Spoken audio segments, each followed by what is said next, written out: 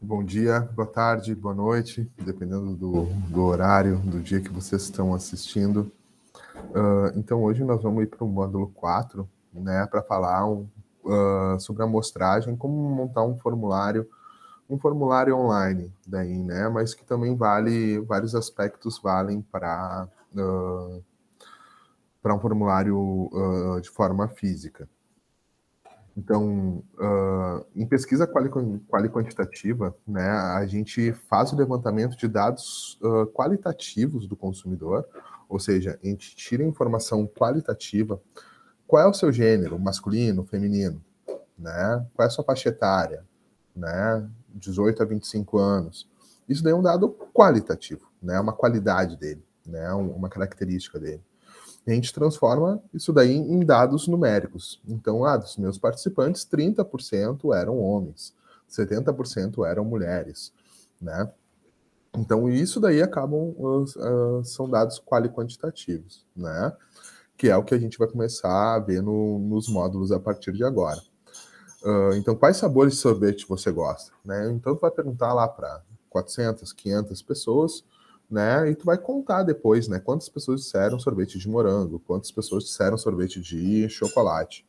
Então, sorvete de chocolate é um dado qualitativo. Quantos por cento das pessoas falaram sorvete de chocolate é um dado quantitativo. E é isso que daí nos traz respostas quantitativas, né? Então faça uma lista de produtos que você compra que são orgânicos. Depois a gente vai contar tantas tomate orgânico foram faladas por tantas pessoas, né? Isso são dados quantitativos. Então, para a gente trabalhar com pesquisa quantitativa, né, o recrutamento das pessoas é o mais crítico, né? É o mais crítico, tá? Ele é essencial. Então, quem deve fazer? Quanto mais focado na temática, melhor, né? Então, se a gente está fazendo uma pesquisa sobre produtos veganos, né? Eu tenho que focar em pessoas que consomem produtos veganos. Se eu não focar em pessoas que consomem produtos veganos, eu vou ter outro segmentação de pessoas que comem carne e que não se interessam, que vão ter uma perspectiva completamente diferente daquele meu público-alvo. Então, quanto mais focado, melhor. Eu vou fazer sobre produtos veganos. Tá, mas dentro dos veganos, né, eu tenho segmentações dentro dos veganos. Tem aquelas pessoas que não querem nem sentir o gosto de carne no produto. E eu tenho aqueles que não se importam em sentir o gosto de carne porque consomem carne durante o final de semana e tem hábitos de veganismo durante a semana, né? Então, quanto mais detalhado eu conseguir trabalhar, melhor, mais fiel vão ser os meus dados, tá? Quanto mais focado, quanto mais detalhado eu for, melhor, tá? De preferência, que a gente consiga o máximo de heavy user. O que é heavy user? São pessoas que consomem aquele produto, que utilizam aquele serviço acima da média. Então, se eu for trabalhar com chocolate, por exemplo, né? Então são pessoas que consomem chocolate acima da média do público normal. Como é que eu vou saber? Bom, eu tenho que ter ou dado da literatura ou então acabar consultando o setor de marketing, alguma empresa, alguma agroindústria para saber, né? Então o heavy user de chocolate, eu imagino, né, que deveria ser aquele que consome chocolate todos os dias, né? Agora, um heavy user de queijo gorgonzola, de queijos especiais, provavelmente, né, uma vez por semana, com certeza já é heavy user. Não precisa ser consumir queijo gorgonzola, um queijo especial todos os dias, né? Quanto mais focado, melhor. A pessoa que consome queijo gorgonzola 2 vezes por semana, ele vai ter percepções muito mais aguçadas, muito mais detalhadas do que aquele que consome uma vez por mês. Ou então daquele que não é heavy user, que é consumidora de forma rara, né? Consumo uma vez por ano, tá? Então, quanto mais focado a gente conseguir ser, melhor. E esse foco depende daquilo que a gente pré-estabelece e muitas vezes ele vai depender do produto, né? Então, o heavy user de pão tem que consumir pão todos os dias, né? Já um heavy user de outro produto menos comum, né? Vai acabar mudando uma vez por semana, a cada 2 semanas, dependendo do produto.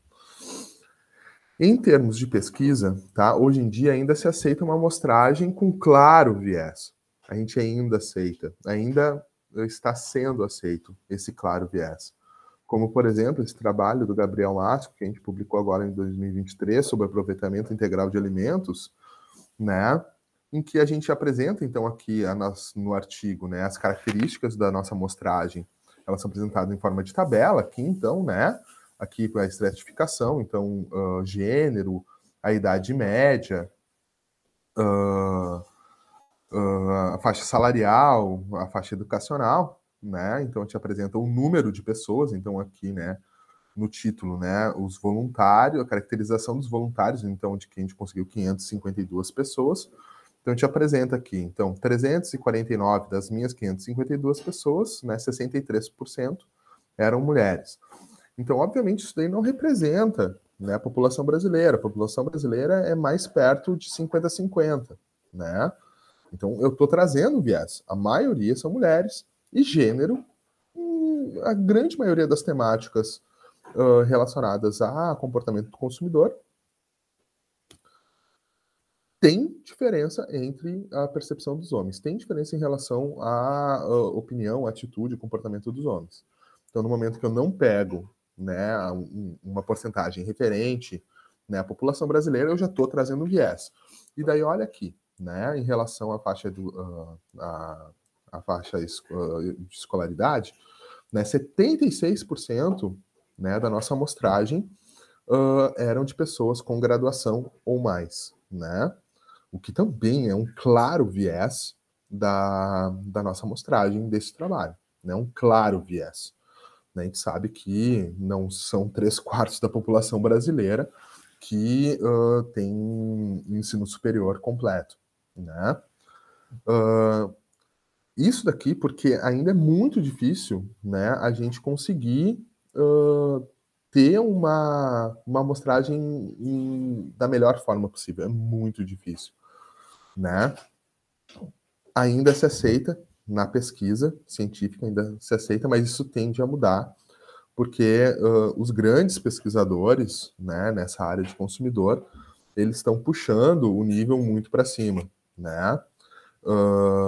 Isso daí, a gente poderia pagar uma empresa que tem um banco de dados, né, para eles coletarem as respostas, para eles fazerem o recrutamento. Daí tu vai dizer, olha, tem que ser 50% de homem, 50% de mulher, tem que consumir o produto tantas vezes por semana, tem que ser 30%, tem que ser de ensino médio para baixo, 50% de ensino médio.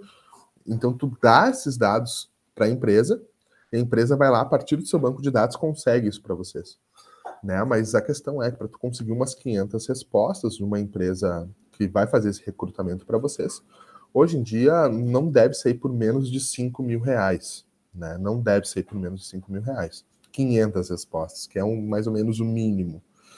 Né? Então se torna muito caro uma pesquisa dessa. Não invalida os teus resultados, só tem essa limitação de ter esse claro viés nas tuas respostas. Né? Isso é importante se ter essa visão em relação ao que está acontecendo. Então, qual é o número mágico hoje? Né? Todo mundo pergunta, mas quantas pessoas eu tenho que fazer? Então, para uma pesquisa quantitativa, né, a gente tem essa fórmula aqui que a gente usa para uma população infinita, né?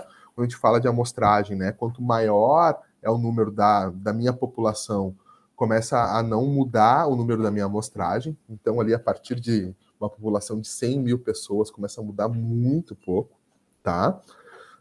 Então, aqui é essa fórmula aqui, tá? Em que o Z é o intervalo de confiança, é o quantil do nível de intervalo de confiança de 95%. Isso daqui é um valor tabelado, né? O se valor P é a proporção de pessoas favoráveis e o valor Q é de pessoas não favoráveis, então é um menos o outro. Né? Então, se eu tenho uma população heterogênea, né, eu não conheço a minha população, o que ela pensa sobre aquele determinado assunto. Então, eu tenho uma população heterogênea. Então, 50% de pessoas pensam uma coisa e o resto pensa outra. Né? Isso daqui é o mais básico que a gente acaba utilizando, né? Principalmente porque a gente não tem informação sobre o que as pessoas pensam sobre aquela temática que a gente está trabalhando. Né? Agora, se a gente conhece, a gente sabe que as pessoas têm uma resposta mais homogênea sobre aquilo, a gente poderia trabalhar com 80-20, né? 80% de pessoas favoráveis e 20% de pessoas não favoráveis, né? Então, se é uma temática lá que tu vai trabalhar dentro de uma população, dentro do município, que é todo mundo muito parecido, tu quer saber do município, né? Então, eu poderia trabalhar, então, com 80-20, né? Mas tu tem que saber, a priori, que eles têm uma opinião muito similar sobre aquele assunto. Senão, a gente usa 50%, 50%. Né? Então, aqui, a precisão, né, de 5%, o que nos dá, então, esse número mágico de 386 pessoas, no mínimo, tá? No mínimo. Hoje em dia, as publicações estão trabalhando com mais de 1.000 pessoas. Hoje, eu diria, assim, no mínimo 500 pessoas, apesar dessa amostragem aqui, mínima ser de 386. Então, no mínimo 500 pessoas, né? Porque tu tem aquele viés que tu não vai conseguir controlar. Se tu conseguir mais de 1.000 pessoas, tu vai ver que aquilo lá vai começar a ficar mais diluído possível, tá? Aqui tem algumas perguntas, né? Quanto mais detalhado for o teu recrutamento, melhor, né? Então, isso daqui é a ISO 11.136 sobre recrutamento de consumidores, né? O pré-recrutamento, né? Que eles chegam a fazer até perguntas, assim, se a pessoa trabalha na indústria, em qual indústria ela trabalha, né? Aqui a faixa etária, aqui quais são os produtos que você consome, né? Quais são as marcas que você consome, né? Então aqui, ó, você disse ter comprado recentemente produto tal, né? Qual é a frequência que você consome? Que marcas você consome? Eu ainda tenho uma lista de diferentes marcas do produto, né? Tipo, marque as que você conhece, né? Então, quanto mais detalhado for, melhor, né? Porque vocês conseguem recrutar pessoas que realmente consomem aquele produto, que consomem a tua marca, né? Que entendem aquele conceito do teu produto, dependendo do que for, né? Se tu tá trabalhando com alguma coisa com apelo sustentável, não é todo mundo que entende um apelo sustentável, uma pegada ecológica, uma pegada hídrica, né? Daí não adianta tu ficar perguntando coisas para pessoas que não entendem daquele conceito, né? Não adianta tu ficar perguntando assim de forma indiscriminada, não é que não adianta. Tu traz um viés, né, de pessoas que tomam cerveja tipo Kaiser, Polar, não sei o quê, se tu vai fazer uma pesquisa sobre cerveja artesanal, né? Ao mesmo tempo, acaba sendo muito difícil tu conseguir 500 pessoas que consomem kombucha, né? Então tu não vai ficar restringindo demais, né? Porque tu não vai conseguir 500 pessoas que consomem kombucha uma vez por semana, nem hidromel, né? Então, quanto mais rigoroso tu puder ser, melhor. Agora, tu não pode ser rigoroso a ponto de que inviabilize, né? No caso da kombucha, por exemplo, né? Se tu pega respostas de pessoas que não consomem kombucha, elas também são interessantes, essas respostas, porque é um mercado que tu quer chegar. Então, quais são os sabores de kombucha que você gosta, que você acha que você gostaria? Provavelmente vai ser diferente daquele consumidor de kombucha todo dia, né? Ou várias vezes na semana. Tu vai gostar dos mais tradicionais, já aqueles lá, mas é esse público aqui que tu quer, né? Que tu quer pegar, que é, hoje em dia no Brasil é a maioria.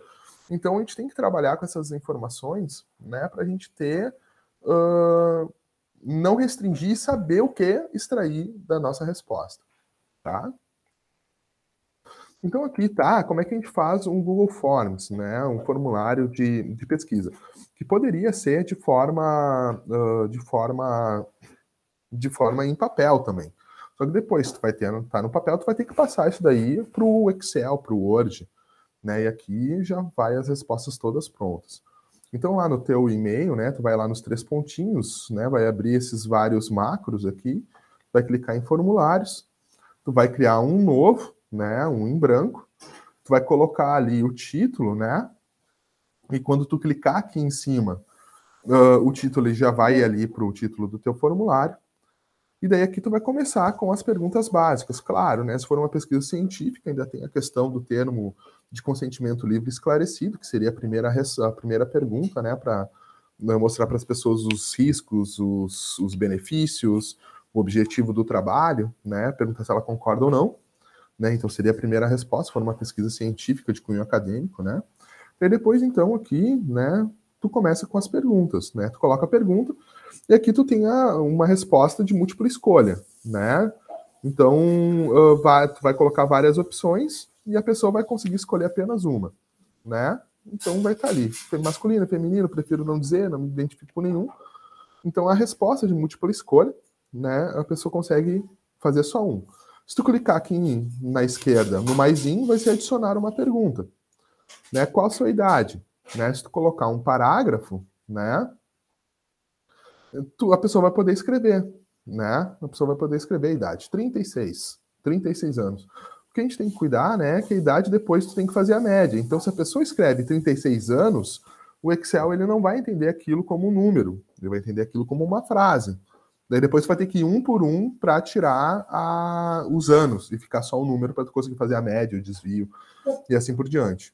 Assim como, né, no caso da idade, tu poderia colocar, né, uma múltipla escolha, que nem ali o gênero, e já colocar a faixa etária, entre 18 e menor do que 20 anos, entre 21 e 30, né, e a pessoa escolhe, né, depende do que a gente quer. A gente ainda tem essa caixa de seleção, né, como você se sente quando você pensa em carne de laboratório, por exemplo, aquelas carnes cultivadas. Aqui, tu vai colocar várias opções, né? E a pessoa vai poder escolher quantas elas quiser, né? Diferente da múltipla escolha, que ela só pode escolher um, né? Eu só posso dizer que eu sou do gênero masculino, ou não, só posso escolher, não prefiro não dizer, né? Com essa caixa de seleção aqui, a gente consegue ter várias opções. A lista suspensa é quando a gente tem respostas já padronizadas, já, né? Então, se tu vai deixar uma resposta aberta para as pessoas, um vai escrever RS, o outro vai escrever Rio Grande, RS, sei lá, RGS. Daí depois é difícil da gente fazer essa contagem automática no Excel. Então aqui tu já tem essa lista prévia, né? A pessoa abre, já aparece ali, ela consegue, tá? É uma ferramenta interessante. A escala linear ela é interessante quando a gente quer trabalhar com uma escala de Likert, por exemplo, né? Aqui no caso é uma escala hedônica, mas a escala de Likert ela é muito utilizada em pesquisa quali-quant, né? Sendo 1 discordo completamente, 5, 7 concordo completamente, né? E daí vai aparecer ali a escala ali, a pessoa vai clicar ali e vai aparecer um número depois para ti. Ele tem aqui a grade de múltipla escolha, né? Então, que aqui no caso coloquei um exemplo, né, de uma escala de Likert, né, de 3 pontos, né? A gente usa de 5 ou de 7, então concordo completamente, não concordo nem discordo e discordo completamente. Daí aqui, para cada pergunta, ele vai ter que marcar dentro dessa escala aqui, né? Então você consome carne porque é bom, né? Daí a pessoa vai lá e diz quanto que concorda. Aí vai aparecer um quadro e a pessoa vai conseguir dar a sua resposta. Já na grade de seleção, a pessoa vai conseguir marcar mais de uma opção, né? Então, isso daqui é interessante, né? Nesse caso, ela marca só um, ela só vai dizer se concorda, né, o nem, ou então discorda, né? E aqui ela vai poder marcar várias coisas. Depois eu posso colocar adicionar uma nova sessão, tá? E uma nova sessão é o seguinte: eu tenho uma sessão eu só consigo enxergar as perguntas dentro daquela sessão. Se eu adiciono uma nova sessão, eu só vou enxergar essas perguntas dessa nova sessão depois que eu terminar a sessão anterior. Tá? Aqui tem a questão de tornar a pergunta obrigatória, né? Se for uma pesquisa científica, as pessoas não podem ser obrigadas a responder todas, né? Então tem que cuidar um pouquinho isso, tá? E aqui depois uma nova sessão, né? Eu posso colocar outra, né? Perfil de comportamento.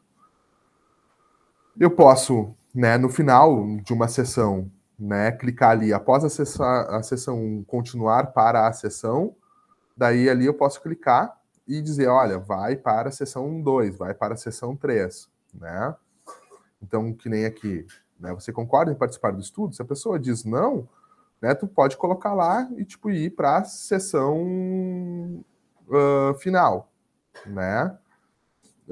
Se não finaliza, se a pessoa diz não, vai para finalizar o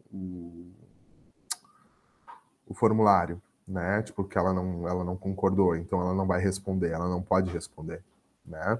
Então é ali naquele item ali, né? Então ir para a sessão com base na resposta, tá? Então, ó, vai para a sessão 2, vai para a sessão 3, vai para enviar o formulário, tá? Então, se a pessoa clica ali que é a mulher, daí eu vou para perguntas específicas para pessoas do gênero feminino. Se a pessoa diz que é masculino, eu posso ter essa ferramenta, né? Uma das coisas que a gente tem que cuidar, né, é esse efeito de topo aqui, quando a gente faz pesquisa, tanto online quanto de forma física, né? Então, se eu faço uma lista assim, tipo, como você se sente sobre o consumo de carne? Bem, feliz, triste, sinto com nojo, enfim. As pessoas, né? Aqui tem esse trabalho do Gaston Nares e da Sarah Jagger. As pessoas tendem, né, a prestar mais atenção na parte de cima e da esquerda. E as outras partes das respostas, as pessoas tendem a ter menos atenção. Então, isso daqui é o efeito de topo, né? Então, as pessoas aqui, ó, vocês conseguem ver, né, que a atenção ela fica mais na esquerda e no topo, né? Então, por isso, quando a gente faz isso daqui, a gente tem que ordenar as opções aleatoriamente. Então, para mim, vai aparecer bem, feliz, triste, nojo, e a pessoa que abrir depois vai aparecer nojo, bem, triste, feliz, né? Isso daqui vai ficar completamente aleatorizado. Então, não é todo mundo que vai aparecer aqui o bem. Porque eu vou tender sempre a olhar mais o bem. Se eu olho mais o bem, eu marco mais o bem, né? Então, isso daqui é extremamente importante dentro de uma pesquisa quali-quantitativa. Depois ali eu posso adicionar imagens também, né? Então eu clico aqui do lado, aqui, né? Nesse quadradinho com dois triângulos. Posso selecionar, né? A gente tem que cuidar que as fotos têm que ser de boa qualidade, de boa resolução, que não dê margens para outras interpretações. A gente tem que ter cuidado com fotos tiradas da internet, né? A gente tem que cuidar, tipo, aqui que leva a uma interpretação, né? Tipo, você pega uma foto dessa e tu fala sobre queijo, né? O que você olha o que você pensa quando vê esse queijo? Muitas pessoas vão falar em embalagem. Por quê? Porque tem queijo embalado, né? Então isso daqui pode ser um problema. Né? Também tem que cuidar quando a gente tira foto da internet, a gente acaba mandando, né? A pessoa dizer, essa foto é minha, né? Tipo, que legal, que bom. Não pode ter familiaridade, né? Ou então essa daqui, tipo, esse hibisco aqui é tóxico, né? Então a gente tem que cuidar. Então aqui no Google, quando a gente vai buscar, né, a gente vai falar de carne, se a gente clica aqui em ferramentas, direito de uso, a gente vai pegar só as que têm licença de Creative Commons, que daí então não vão ter problemas de licença, né? Você vai poder usar tranquilo, ou então usa a tua própria imagem, tá? Cuidando sempre para não trazer viés. Tu não pode aparecer na foto, tu tem que acabar cuidando isso, tá? Daí depois aqui, ó, terminado o formulário, né? Vocês vão em configurações. Aqui no caso, se a gente está usando o e-mail da UERGS, a gente tem que tirar, então ali, né, coletar o e-mail. e também ali restringir aos usuários da Universidade Estadual do Rio Grande do Sul, a gente também desabilita aqui, tá? Por questões éticas, a gente sempre coloca uma mensagem de confirmação, né? Obrigado pela sua resposta, e coloca o contato ali, né? Não pode, as pessoas não podem ver um resumo das respostas, e depois a gente vai enviar, copia e envia o link para as pessoas, né? Então aqui está um exemplo, né, de como que fica, né? E quando eu quero ver as respostas, então eu vou clicar ali em resposta, ele pergunta as respostas e configurações, vou clicar em respostas, vai aparecer esse símbolozinho aqui parecido com o do Excel, eu clico ali, criar uma nova planilha, e daí vai ficar tudo aqui bem bonitinho aqui, já dentro do Excel, para vocês fazerem o download. E aqui está o carimbo e a hora, né? Então, cada um vai ter uma, aqui vai ter todas as respostas aqui, para tu acabar trabalhando com esses dados. Tá? O recrutamento aqui, gente, ele é fundamental, né? Para a gente evitar o viés, a gente evitar tudo. E durante a produção, né? A produção das perguntas, a gente tem que tentar evitar também que gere algum tipo de problema. Tá? Então, evitar o efeito de topo, evitar que a figura leve a uma resposta, que a minha pergunta seja tendenciosa, né? Você acha que queijo artesanal não é seguro? Tá, tu tá direcionando, né? Tem que cuidar da mistura de conceitos, né? Não é todo queijo, não é porque queijo artesanal que ele não pode ser industrializado, né? Nem todo queijo artesanal ele é industrializado. Então tem que cuidar dessas misturas aí e sempre fazer um pré-teste com algumas pessoas, com 5, 10 pessoas, antes de tu enviar o formulário, é importante para tu ter certeza que as fotos estão em boa resolução, que elas estão aparecendo tanto no celular quanto no notebook, elas aparecem de forma inteira, né? Que se elas estão nítidas, se elas estão claras. Então, bastante importante fazer esse pré-teste aí com a mãe, com o pai, com o namorado, com a namorada, com o irmão, né? Pedir para eles abrirem, ver se está tudo certo, se as perguntas estão claras. Certo? Então, o vídeo desse módulo é isso. Qualquer dúvida, eu estou à disposição de vocês, tá? E a gente se fala.